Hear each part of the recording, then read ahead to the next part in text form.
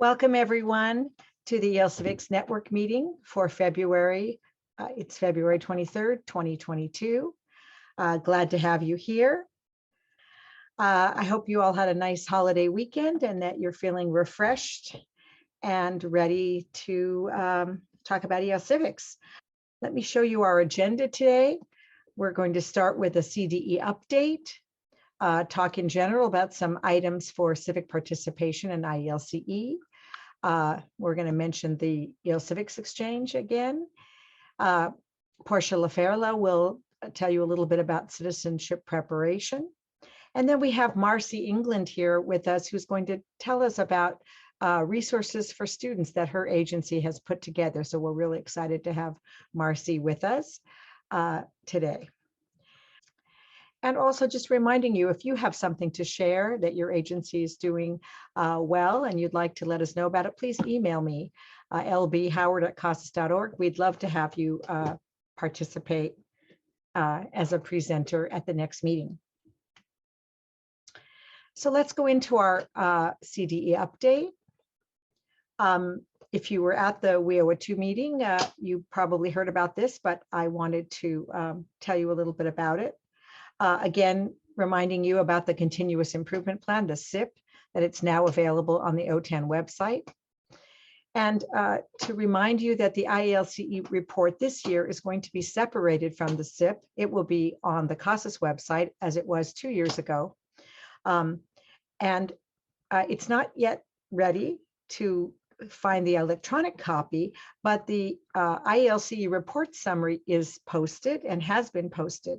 So, and I'm going to, let's see if I can show you that. So this is the CASAS website. Let me just scroll up a little bit. There we go. And if you go to the left-hand side of the IELTS Civics page, it says California Integrated English Literacy and Civics Education Report. If you click on that, then you will see the summary. And we would like you to use the summary to see what's going to be on the electronic version. And we would like you to start now on a Word document, getting these items together. And then you can, in general, except for the course hours, et cetera, in general, you can cut and paste your narrative to move over when the plan opens. We're expecting that it'll be late March that the plan will open, the electronic version. But if you start now with these items, then you'll be ready to just pop it into the electronic version. Just to let you know that we are in the process of updating these links here at the bottom, which you will be able to access your previous reports. If you need that now, each of your program specialists could offer you that. And we also sent you a copy of your report in June last year when we sent you your final approval email. So you could look back to that and your report should have been added there. So you have a copy, your agency has a copy, I should say. But if you're having trouble finding it, your program specialist could help you. And in the next few days, you should be able to find it at these links here at the bottom of the summary page. And both reports are due on April 30th, as I know you know. Okay, and I also just wanted to mention again, I mentioned last time that the request for applications for the WIOA 2 grant will be coming out earlier than it has in the past. Again, these are tentative plans, but the CDE is really hoping to get it out soon to you, that in late summer, they'll be giving you a Word document so that you, again, can start early thinking about your application and how to complete it, and that they're expecting to open the electronic system in November, and then it will be due in December. So Carol and Zachary said that then everybody can have a fun vacation with their families over the holidays for our winter break. So that's what they're hoping. They're also hoping that the term, instead of being 3 years, it will be 4 years. That isn't set in stone yet, but that's what they're hoping for. So I just wanted to let you know about this. For those of you who will be continuing with the grant, and those of you who don't yet have the grant but wish to apply for it, this is all here for you. And all of the work that you're doing in EL Civics will be a great examples for your application. Okay, I have a little bit to tell you about our civic participation in IELCE. The most exciting thing, we talked about it last time, we had Lynn Robinson here with us, who's put this all together for you, that the EL Civics conferences will be replaced by the EL Civics and Citizenship Support channels.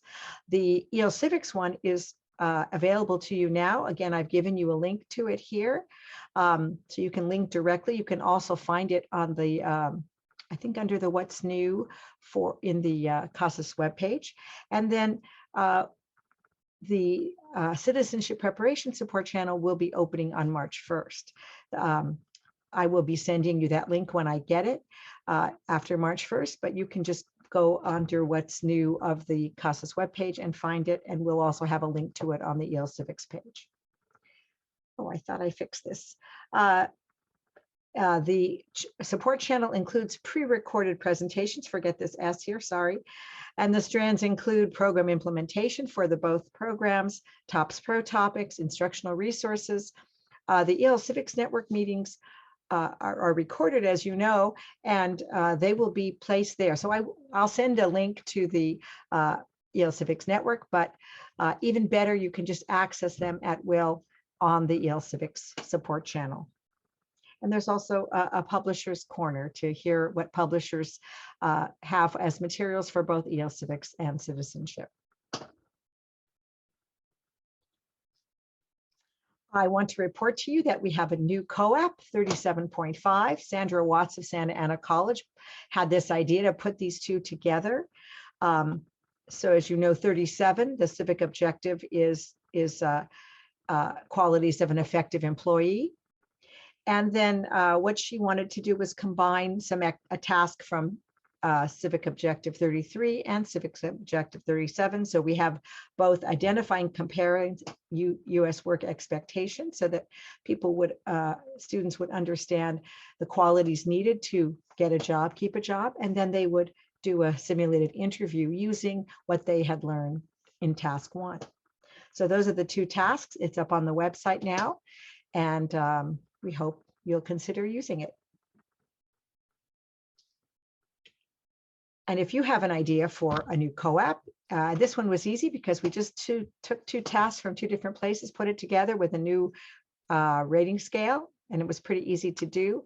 If you have that kind of idea of how you'd like to combine things, just write to elcivics@coasaps.org with a brief synopsis of what you'd like to do, and we'll get it rolling. We love having new COAAPs. And I want to remind you that on the EL Civics and Citizenship Preparation web pages, there are FAQs. You should really read this once a year, at least after July 1st. Anything that comes up during the year that's new is put in green, but it's a good idea to remind yourself of different questions and answers. So I have this one here. Yeah, so this is what it looks like, the civic participation one, and it has general information, it has TOPS Pro information, all the things that people have asked over the years. This gets updated every year, and anything that happens new after July 1 gets put in green. So if you read it after July 1 or even now, and then you glance at it in a month or two, you can just glance for the green, anything in green, that would be something new. I got a number of questions this year about how to use, for example, a COAAP in a citizenship preparation class. There's information about that here in the FAQs, and lots of information that you might need. Citizenship preparation also has an FAQ. And again, they're both on the website, and we suggest you look at them if you haven't.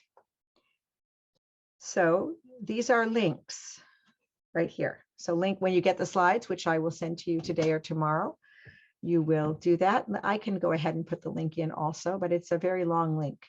So, and the links are on the slides, as I said. I tried to put all the links in today. Also want to talk a little bit about level placement. And this is just a reminder, because I know we've talked about it before, but it comes up often. And just to say that For ESL and Civics level placement, you should use multiple measures. Of course, you give the COAAPs test, but as we know, students, English language learners, can read at a much different level than they speak or listen. So we need to use multiple measures in order to place them into our levels, beginning low, beginning high, etc. So the COAAPs reading test determines proficiency, reading proficiency. Some kind of oral interview or recommendation from a previous instructor should help you know what students' oral or oral proficiency level is. And a simple writing assignment for a new learner, just the registration card or form, or teacher recommendation for a continuing student. And you should take all of this into consideration when you decide on the level of the student, as we said, beginning low, beginning high. You can find descriptors of those levels that your courses should be related to, your course names, in the California ESL Model Standards document, which is on the Civics website, and I put a link to it here, and or the COAAPs level descriptors. The model standards will have a much more detailed description, but the COAAPs level descriptors, you can get an idea of the proficiency of the student in listening, speaking, reading, and writing. And I also want to mention, and this concerns multi-level classes, that in order to be successful at doing a COAAP assessment for multi-level learners, you need to determine the level of the student at the beginning of the term. So whatever measures you're using to determine their level, even though you're in a multi-level class, you do need to decide, are they beginning low, beginning high, intermediate low, intermediate high, etc., and mark that on your registration sheet or whatever you do to keep track of your students, so that when you've done the instruction for a COAAP and then you've assessed them, you will know which score they need to reach in order to pass the assessment.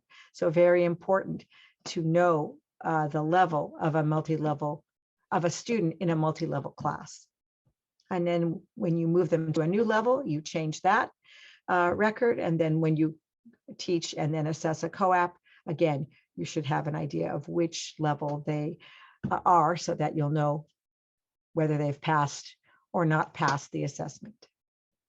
I also want to mention again, and if you were here with us last month in January, you heard Penny Pearson and David Espinosa from OTAN talk about their new accessibility guide. I think we called it 10 tips, but we're probably making a more general name, an accessibility guide. But it's basically 10 tips to develop instructional materials that are accessible. Any new instructional materials that you're going to be developing, you should make them accessible now. That is the state mandate. And so we're trying to help you do this.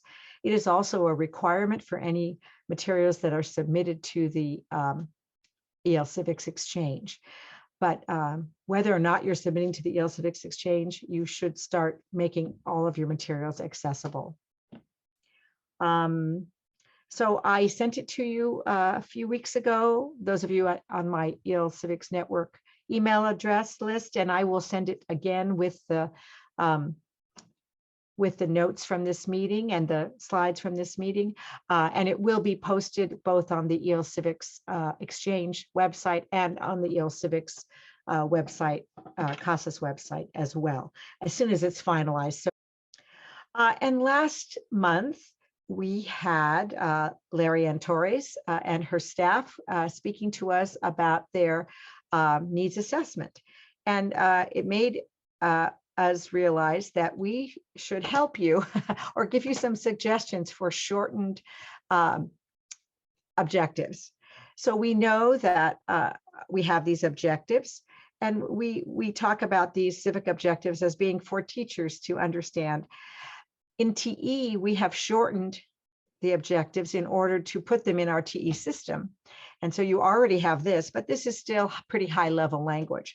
So I've made a list and again, this is just a suggestion, what kind of very shortened words you would use with a visual, for example, for Civic Objective 1. For beginning low, beginning high, you might have money and banks as your descriptor, your words, and then maybe for your higher levels, financial services, because we do want to challenge our students and have them understand greater vocabulary. So I've put a list together. Again, if you have suggestions for it, you think your idea is better, I'd love to hear it because this is just a suggestion. We will post it on the COAAPs website, and I will be sending this list to you. If you are working on your needs assessment, which is a requirement once a year for the EL Civics program, excuse me, you might want to look at this list to help you with the words that would go along with any visuals you put to ask your students what their needs are in terms of instruction they want to participate in with future civic objectives and additional assessment plans. Also, as you're putting together your materials, your accessible materials, this is also on the EL Civics at OTAN.us website, but we thought we would give you this information again. If you're putting together materials, here is a list of no-cost images that you might use to help you. And I think Anthony Burek put this together, perhaps with the help of Margaret Teskey. Feel free, one of you, if you're on, to tell me who did it. But in any case, here it is, and hopefully that will help you. Oh, and then I've gotten some information from different agencies that they are correlating COAAPs to standards, both the college and career readiness standards, and I have one too many C's here, I realize, sorry, CCRS, it should say, and the English language proficiency standards. I know LAUSD has done this for some of theirs, and other agencies, of course, have done it. We would like at CASAS to put together a list. So if you have correlated the COAAPs you use to your to the standards, either the CCRS or ELPS, please, I hope you're willing to share your list, and then I can compile them and put them together for everyone. It would be very useful. Since you're very close to the instruction you're giving and to the standards, it would be great to have your suggestion as to what standards you think correlates to the COAAPs you are using. So send it to elcivics@casas.org or to my address, lbhoward@casas.org. We'll compile a list and get that to you. So just reminding you about the joint project of the EL Civics Exchange, a joint project for CASAS and OTAN. We've worked hard together to make this resource for you. We hope you will access the instructional materials and also consider submitting the instructional materials. I want to tell you where we are with that. We have all of these now posted. One or two may need some tweaking in terms of where they are, et cetera, but we've got 27.7, Task 1 and 2 from Mount Diablo Adult Education, 27.7, Task 4 from LAUSD, 40.4, all the tasks from Miracosta College, 48.1 from Rancho Santiago Community College District, and then 70.2. So we're starting to amass a lot of materials here, and we hope that you'll use them as models, either to use them directly or to take them and revise them to meet the needs of your students, and also use them as a model for developing your own instructional materials and then hopefully sharing them on the exchange yourself. Okay, now we're at citizenship preparation. Portia, are you with us? I just came in, Lori. Great, perfect timing. Perfect timing. This is just to remind you about CIT certification and recertification training. Certification training is available July 1st to April 30th, and recertification training is January to April. And if you need to recertify, you receive an email in January, and you can order that online. These are the steps to do it. A lot of people get a little bit confused when they get into the ordering screen because it says to build the PO, you don't have to pay for this, but that doesn't come up until the second screen. So this is just some instructions on how to do that in case you get stuck. And please know that if you make a mistake, it's not an issue. CASAS knows who you are, and you will not be charged for the training. And I do want to make a point about the certification training. This should be an individual effort, not a group effort. You need to be able to pass the certification and recertification exercises on your own. These tests do earn payment points. We want it to be fair for all the agencies who are trying to earn these payment points. And we want to know that everybody scores in a consistent manner. So make sure that you do those on your own. Also, when you do the certification training, you have to pass, and also recertification, you have to pass 3 out of 6 interviews. If you're working and you find that you have not passed 2, please stop and email sit@casas.org and I will assist you. It will save you a lot of time in the long run because we will make you start over with those scoring exercises, not with the whole training, but you'll have to redo those scoring exercises. Also, you don't have to memorize the information. You should always have the training documents by your side when you're scoring, even if it's your 30th year of doing this. Don't rely on your memory, but use the scoring anchors and guidelines to help you score these interviews that you do with your students correctly. Portia, we have a question from Judy. Do we need the email to recertify? I don't recall receiving an email. Judy, you just certified this year, so you are actually good until July of next year. In January 2023, you will get an email telling you it's time to recertify, that you'll be certified after July, and you will have ongoing certification. So you are good.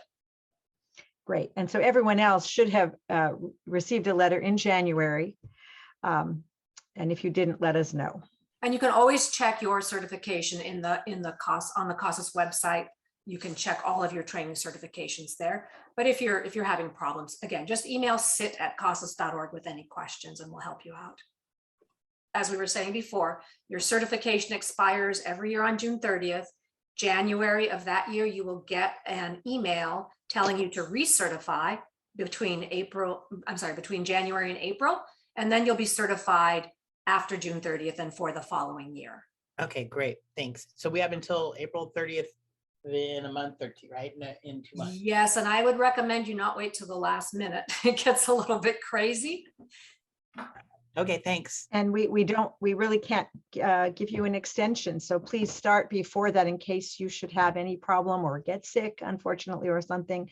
Please start before the deadline. And the major problem is with certification, not recertification, because you have to submit to interviews that have to be evaluated before we can certify you. And so that takes a little bit of time. If we have 10 or 12 people all turning in their certification on April 30th, we're not going to get those evaluated and you're going to go over. So especially for certification, please don't leave it till the last minute. This just came through a couple of days ago from USCIS, and they are collaborating with the IRS on giving some joint presentations in March, and they want to include information about tax filing for immigrants. The USCIS is asking agencies, do you have any questions that come from your community about tax filing? Is this an issue for your students, for your populations? And if you do have questions, you could put them in the chat or send them either to me directly or to sit@casas.org. And I will collect those and send them back to the USCIS. They want to make sure that they cover anything that is important to your schools, to your immigrant communities. And then Lori and I would also like to know whether a COAAP that focuses on tax issues would be of use to your programs. Is that something that would be a priority? Is this something that isn't terribly interesting to your students? If you think this would be something of interest to your students, you can put it in the text here, or again, email us at civics@casas.org or sit@casas.org. So Marci, you're saying yes, a COAAP on tax filing would be great. So do you think your students would select this as part of the needs assessment? And also, do you have an idea of what should be on the test? So if you have an idea of what your students might need, that would also help us. Or if any of you have talked with your students about or taught any lessons on filing their taxes. Be great to know what you've done and what you think is important. Yeah, I think about how to find a tax preparer or what documentation you need to save.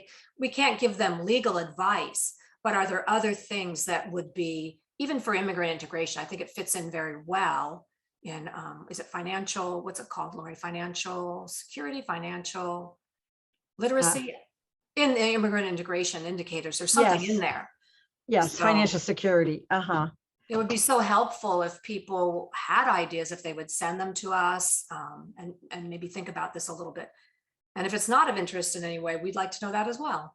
Right. That's the question, because if we do a COAAP on it, it's one thing to do a lesson, but a COAAP would need to be 30 hours of instruction, although that could incorporate, budgeting, a lot of other things in financial services.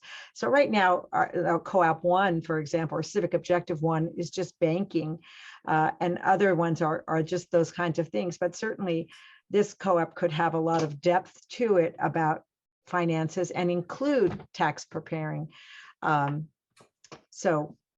Anyways, let us know your thoughts. We because of this, we started thinking that maybe this was something we should be adding. Yeah, And- reading tax tables. I don't know. There's Yeah. lots of things that could be in there. And Anna is saying many of my advanced students have been asking about tax prep. So certainly we could, definitely have it be at the higher levels. And yes, we should be informing our students because this is their responsibility, right? But this request is for a meeting in March. So if you do have specific things that your students might want to have in that presentation, please just email them to me. Probably better just to email them directly to me, and I'll put my email in the chat.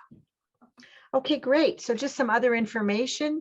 Our upcoming meetings, March 30th is our next meeting from 1 to 2:30. These are all Wednesdays, April 27th, May 25th. I hope they don't conflict with anything, but if they do, let me know. We changed this meeting because of the TDLS happening next week. But right now we have Marci England to tell us about resources for students that her agency has put together. She's the ESL program coordinator and instructor, and also the technology team lead at Corona-Norco Adult School. Yeah, I'm so happy that you invited me to be here to just share this tiny little tidbit, some best practice that we did at our school that will hopefully help at other schools. In the middle of the pandemic, we recognized that our students needed resources. And I know this is not the first time you've heard this saying, but teachers as counselors. So our students were coming to our teachers or our staff and saying, I need help with this and I need help with that.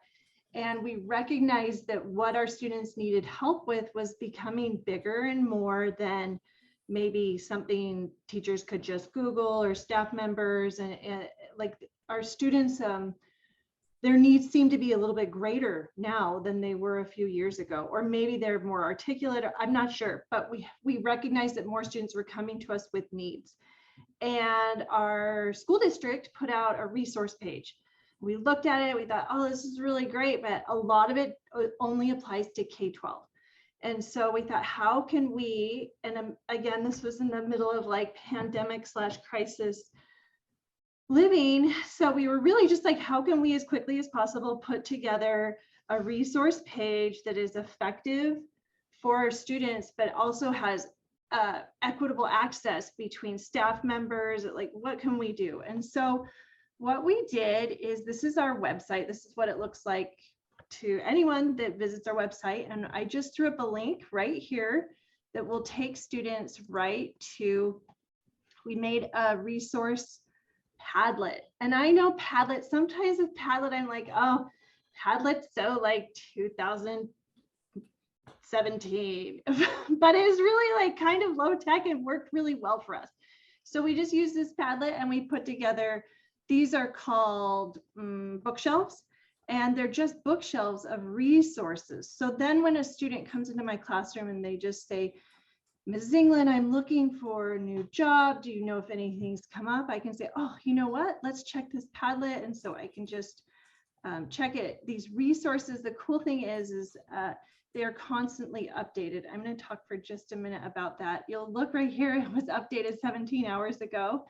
And last time I checked it, it was updated like 5 hours. So we have one teacher that's dedicated to updating this Padlet, and she's actually given allocated hours every week to make sure that it's updated, and anything that's no longer, like any dead links or things that are no longer offered, are not there anymore. So the real key here is just making sure that what's here is relevant to your students in your community, and that everybody in your organization knows where to find this. Because if you can find this Padlet, then you can help your students a little bit better. So that's kind of what we did in a nutshell.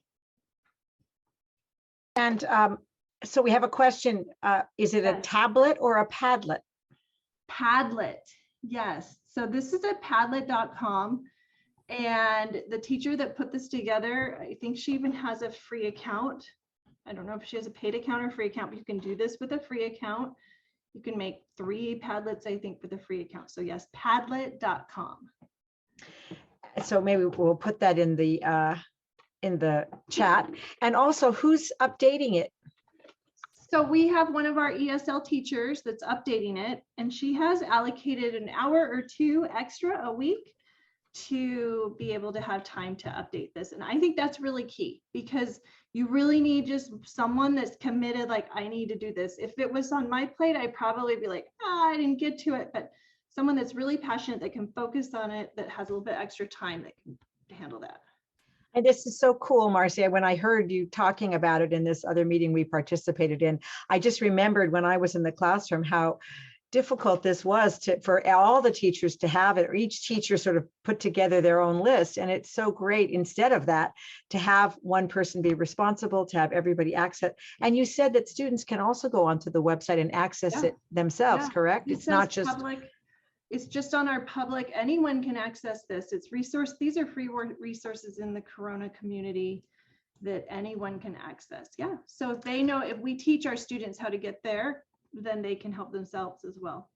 And so if you live near Corona-Norco, you could borrow some of these, but if you don't, please use this as a model for seeing how you could do this in your own agency.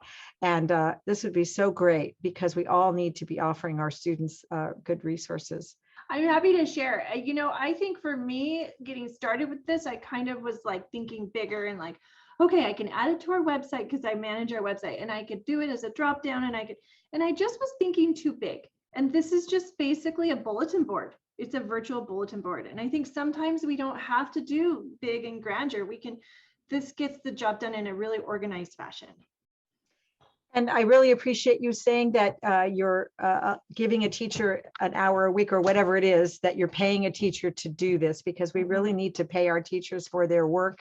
Yeah. And if you really want to be supporting your students, we need to do that. So that's great. Someone asked if you could do this on a Google site, and I'm not familiar, but can anybody respond to that question? Could a Google site support this?